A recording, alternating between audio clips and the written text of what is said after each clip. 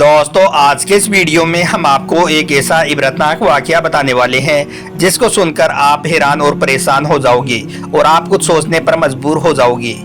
जी हाँ, इस वीडियो में हम आपको बताने वाले हैं कि किस तरह से एक लड़की की शादी एक फकीर के साथ हो जाती है और उसके बाद उस औरत के साथ क्या होता है और इस लड़की की शादी फकीर के साथ क्यों और कैसे हुई, इसके पीछे क्या वजह रही। इस पूरे वाकये को सुनकर आप सच में हैरान हो जाओगे।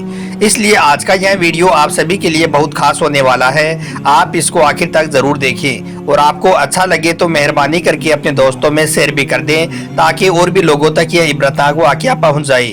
तो चलिए दोस्तों शुरू करते हैं। एक बार की बात है, किसी इलाके में एक बहुत ही मालदार और रईस आदमी यानी कि खूब पैसे वाला आदमी अपनी बीवी के साथ रह रहा था। एक बार वो अपनी बीवी के साथ दस्तरखान पर बैठा हुआ खाना खा रहा था। दस्तरखान दुनिया भर की नियामत से भरा हुआ था, यानी कि उस पर खाने पीने की तरह तरह की चीजें रखी हुई थी। वो खाने के लिए बिस्मिल्लाह करने ही वाले थे कि इतने में किसी ने उनके दरवाजे पर यह सदा लगा दी कि अल्लाह के नाम पर मेरी मदद कर दो, मैं काफी दिनों से भूखा हूँ। आपके घर में अगर कुछ खाने पीने को है तो अल्लाह के नाम पर मुझको दे दो। यह सुनकर उस शख्स ने अपनी बीवी को हुक्म दिया कि यह सारा का सारा दस्तरखान उठाकर इस फकीर की झोली में डालाओ। उसकी बीवी ने ऐसा ही किया। उसने पूरे दस्तरखान को उठाया और सारे पकवानों को पैक कर कर उस फकीर को देने के लिए दरवाजे पर चली गई और वो सारे पकवानों को फकीर की झोली में डालने लगी। वो औरत जैसे ही उन सारे पैकेटों को फकीर की झोली में डाल रही थी तो इतने में उस फकीर की नज़र उस औरत के चेहरे पर पड़ गई। उस औरत को देखते ही वह फकीर जोर जोर से और बुलंद आवाज में ज़ारों कतार रोने लग गया। जब उस औरत के शोहर ने सुना कि वो फकीर जोर जोर से रो रहा है तो वो भी भागा भागा घर के दरवाजे पर आया और अपनी बीवी से पूछने लगा कि इस फकीर को क्या हो गया है, इसको खाने के लिए इतना कुछ दे दिया है, फिर यह क्यों रो रहा है। तो बीवी बोली कि आप अंदर चलिए, मैं आपको सब कुछ बताती हूँ। उसके बाद में दोनों मियाँ बीवी घर का दरवाजा बंद करके अंदर आ गई। फिर बीवी ने अपने शोहर को बताया कि यह जो फकीर था जो हमारे दरवाजे पर भीख मांगने के लिए आया था, यह कभी मेरा शोहर हुआ करता था। कई साल पहले यह फकीर इस शहर का सबसे मालदार और सबसे रईस आदमी हुआ करता था और हम आज जिस कोठी में रह रहे हैं यह उसका मालिक था और मेरा पहला निकाह भी इसी शख्स के साथ हुआ था। शादी के कुछ दिनों के बाद में हम दोनों मियाँ बीवी इसी तरह से अपने घर में दस्तरखान पर बैठे खाना खा रहे थे। हम खाना खाने ही वाले थे कि इतने में दरवाजे पर एक फकीर ने सदा लगा दी कि अल्लाह के नाम पर घर में कुछ खाने को है तो दे दो, 3 दिन का भूखा हूँ, अल्लाह आपका भला करेगा।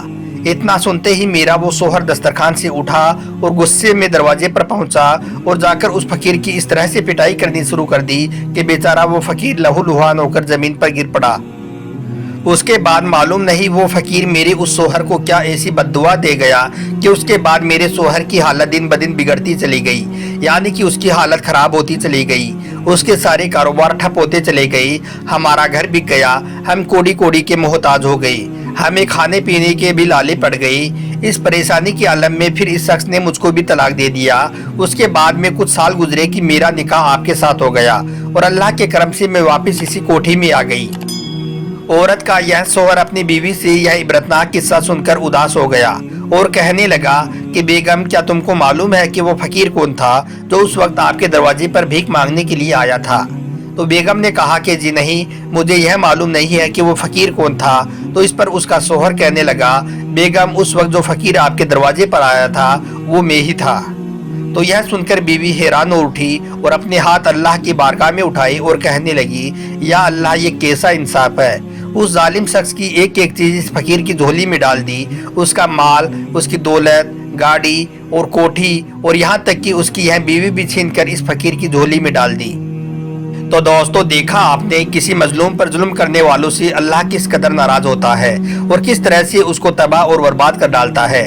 इसलिए आप कभी भी अपने माल और दौलत पर गरूर ना करें, कभी भी आप घमंड ना करें। आप हमेशा इस बात को याद रखें कि ये सब चीजें अल्लाह ही अता करता है और न जाने वापस कब छीन लेता है। गरूर और घमंड करने का बदला हमेशा नीचा ही होता है और जो शख्स किसी गरीब, मजबूर और ज़रूरतमंद की मदद नहीं करता उससे अल्लाह ताला सख्त नाराज होता है और ऐसे इंसान को अल्लाह अपना दोस्त नहीं मानता है। याद रखें, तारीख इस तरह के इबरतनाक वाक़यों से भरी पड़ी है। बस हम इंसानों को चाहिए कि हम ऐसे इबरतनाक वाक़यों से इबरत हासिल करें और कभी भी अपने दौलतमंद होने का गरूर और घमंड ना करें, کیونکہ یہ سب دھن دولت اللہ ہی عطا کرتا ہے اور اللہ ہی نہ جانے کب واپس چھین لیتا ہے۔ اسی لیے تو حضرت علی رضی اللہ تعالیٰ عنہ نے فرمایا ہے کہ انسان کو کبھی بھی اپنی دولت اور اپنی صحت پر غرور نہیں کرنا چاہیے، کیونکہ غریبی اور بیماری آنے میں وقت نہیں لگتا ہے۔ اور آپ سبھی کو یہ بھی معلوم ہے کہ اسلام میں غرور یا گھمنڈ کرنا کتنا بڑا گناہ ہے۔ کل قیامت کے دن ہر گناہ کو معاف کر دیا جائے گا، مگر جس شخص میں غرور یا گھمنڈ ہوگا وہ اللہ کی عدالت میں معاف نہیں کیا جائے گا۔ حضرت عبداللہ بن مسعود رضی اللہ تعالیٰ عنہ سے روایت ہے کہ اللہ کے رسول صلی اللہ علیہ وسلم نے فرمایا کہ ایسا شخص جنتی نہیں بن پائے گا جس میں ذرے برابر بھی غرور یا گھمنڈ ہوگا۔ اللہ کے رسول صلی اللہ علیہ وسلم نے ارشاد فرمایا کہ مسلمانوں کو ہمیشہ سفید لباس پہننا چاہیے۔ آپ صلی اللہ علیہ وسلم کی یہ بات سن کر ایک شخص نے سوال کیا کہ یا رسول اللہ، ہر آدمی یہی چاہتا ہے کہ اس کا لباس اچھا ہو، اس کا رہنا سہنا اچھا ہو، تو کیا یہ بھی غرور مانا جائے گا؟ تو اس شخص کی بات کو سن کر آپ صلی اللہ علیہ وسلم نے فرمایا، یہ شخص غرور یا گھمنڈ کا مطلب یہ نہیں ہے۔ اللہ تعالیٰ تو ہمیشہ خوبصورتی کو پسند فرماتا ہے۔ غرور یا گھمنڈ یہ ہوتا ہے کہ جو انسان حق بات کو ناحق بتا دے یا پھر اپنے سے جدا لوگوں کو کچھ بھی نہ سمجھے، یعنی کہ غریب اور مظلوم لوگوں کو عزت نہ دے، یہ غرور اور گھمنڈ میں آتا ہے۔ دوستو، اسی طرح سے ایک بار کی بات ہے، ایک رات کڑاکے کی ٹھنڈ پڑ رہی تھی اور اس ٹھنڈی رات میں ایک غریب بزرگ ایک ارب پتی کے گھر کے سامنے کچھ بوریاں اوڑھے ہوئے پڑا تھا۔ ارب پتی اپنے گھر سے کہیں باہر گیا ہوا تھا۔ جب وہ واپس آیا تو اس نے دیکھا کہ اس کے گھر کے باہر کوئی اس سردی کی رات میں بوریاں اوڑھے ہوئے پڑا ہوا ہے۔ وہ اس شخص کے پاس گیا تو اس نے دیکھا کہ ان بوریوں میں ایک بزرگ انسان پڑا ہوا ہے۔ اس نے پوچھا کہ بابا، کیا آپ کو اس ٹھنڈی رات میں سردی محسوس نہیں ہو رہی ہے؟ اور تمہارے پاس تو پہننے اور اوڑھنے کے لیے بھی کچھ نہیں ہے، آپ یہیں پر رکو، میں اندر سے کچھ کپڑے لے کر آتا ہوں۔ یہ سن کر اس بزرگ نے کہا کہ صاحب رہنے دیجیے، مجھ کو اس طرح سے سونے کی عادت سی ہو گئی ہے۔ مگر وہ کروڑ پتی کہنے لگا کہ نہیں، میں ابھی آپ کے لیے کپڑے لے کر آتا ہوں۔ اس کے بعد میں وہ اپنے محل کے اندر چلا گیا۔ یہ دیکھ کر بزرگ انسان بہت خوش ہوا اور اس کا انتظار کرنے لگا۔ اب وہ امیر شخص اپنے محل میں جانے کے بعد کسی اور کام میں بزی ہو گیا اور بوڑھے بزرگ کو بھول گیا۔ بیچارہ بوڑھا آدمی رات بھر اس کا انتظار کرتا رہا۔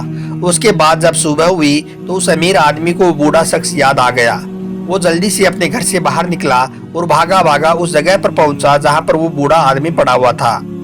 امیر آدمی اس کو دیکھ کر حیران ہو گیا، کیونکہ وہ بوڑھا شخص تو مر چکا تھا۔ امیر آدمی نے دیکھا کہ اس کے پاس میں ہی ایک چٹھی پڑی ہوئی ہے۔ اس نے وہ اٹھائی اور پڑھنے لگا۔ پڑھتے پڑھتے اس امیر انسان کی آنکھوں میں آنسو آ گئے، کیونکہ اس چٹھی میں لکھا ہوا تھا کہ صاحب، آج کے بعد کسی غریب انسان کے ساتھ وعدہ کبھی مت کرنا، کیونکہ جب میرے پاس کپڑے نہیں تھے تو میرے اندر اتنی طاقت تھی کہ میں ہر سردی سے لڑ سکتا تھا، مگر جب آپ نے مجھے میری مدد کرنے اور کپڑے لا کر دینے کا وعدہ کر لیا تھا تو پھر میں آپ کے وعدے کے ساتھ جڑ گیا اور آپ کے وعدے نے میری طاقت کو ختم کر دیا۔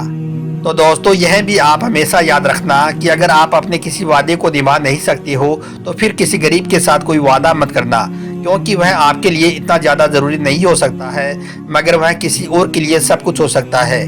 اس لیے غریب کے ساتھ کوئی وعدہ بھی ہمیشہ سوچ سمجھ کر ہی کرنا۔